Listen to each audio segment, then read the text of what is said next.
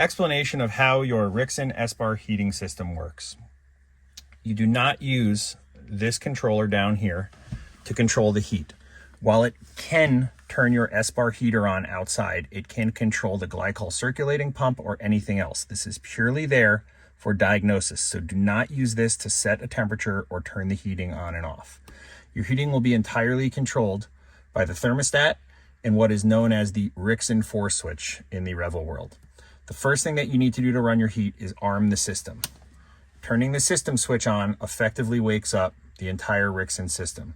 The Espar code reader will go off, that is correct.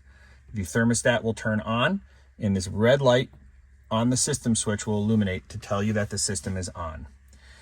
The next thing that you need to do is select your heat source.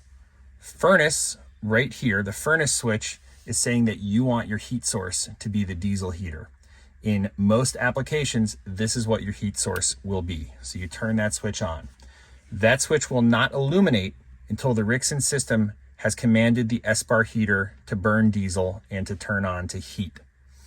If you want to run shore power heating, you would use this 120 volt water heater switch and turn that on when you're connected to shore power. And this would become your heat source. You can use either or both of these at the same time. If you're plugged into shore power and you want your primary heating source to be electric water heating, you can turn this on. And if you want backup diesel heating in case the electric element cannot keep up with the heat, you can turn the furnace switch on. When there's a call for heat, you'll hear a circulating pump running, and you'll also see the light on the hot water switch be illuminated.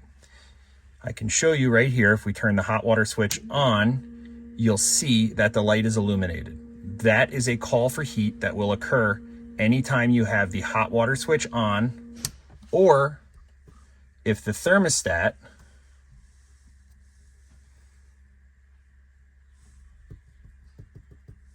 is calling for heat.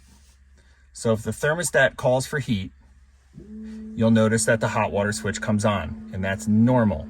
The hot water light comes on, that's normal. The hot water light is just an indicator that there has been a call for heat. It has nothing to actually do with hot water switch on or off. The furnace light is also active when there's a call for heat, because right now we're asking for the heat to be generated by the furnace. If you don't have the furnace switch on, the furnace light will be off. So the furnace light just tells you whether there is a call for heat and if you're using the furnace or not. If we turn the call for heat off via the thermostat, you'll notice that these two lights go off. The fan switch determines the speed of the fan heat exchangers. The fans come on when the thermostat has called for heat. We recommend leaving the fan switch in the 2 position all the time and not worrying about it. If the fans are off, the fans won't run and you won't get interior heat. The fans must be on for interior heat to work when the thermostat calls for heat. To simplify the system, you can leave the system switch on all the time, you can leave the furnace on all the time, and you can leave the fan switch on too all the time.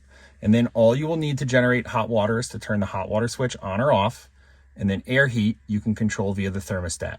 So if you forget that these 3 switches exist and just leave them on, and 2 all the time, it will make your system much more simple to operate.